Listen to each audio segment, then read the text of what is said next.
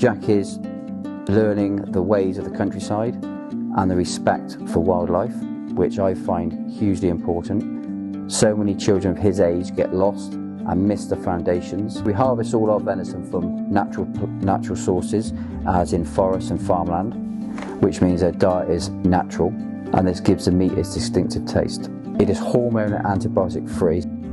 When Jack and I harvest our animals, with all our country pursuits, for me the whole process from field to fork, from learning the process of dispatching of the animal humanely and then taking that animal directly from field to fork is a really important process for the younger generations to learn. Also, one of the most important things is about managing the deer populations correctly. And that doesn't mean seeing 5 deer and shooting 5 deer.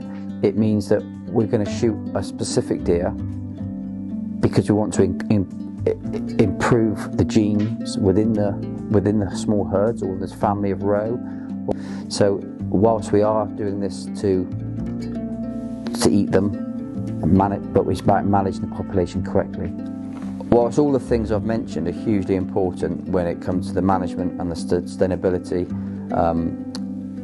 of the stalking process, once you've shot the deer, you've got it back and you start your field to fork process, you've got to have the right place to stall that deer, and that's why we went to Fisher, to build us a product that we knew would look right, would work for us as a family. Also, these products can be used on small estates, large estates, by professional full-time stalkers.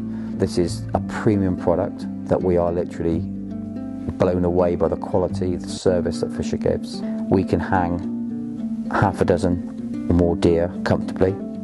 We've got all the table setups, we've got the hot water, the cold water, we've got the traps set up, we've got everything we need in here to harvest our deer correctly. Many estates owners and gamekeepers and estate managers are also coming to see this larder and really liking the way it works, and they're looking at this larder and thinking, well, if our larder was double the size, 3 times the size, we could really use this on our estates.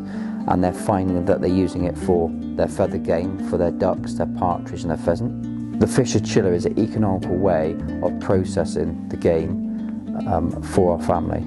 I've been watching John and his company develop over the last few years. He's a gun dog owner, so he's got 2 Labradors, which is close to my heart as a professional gun dog trainer. I watched John with his dogs shooting, whether it's stalking, whether it's game shooting, grouse shooting, and he really appealed to me that he's someone that actually works and lives in this industry, and he loved the idea of the field to fork and me introducing my son and my sons through my father to the sport.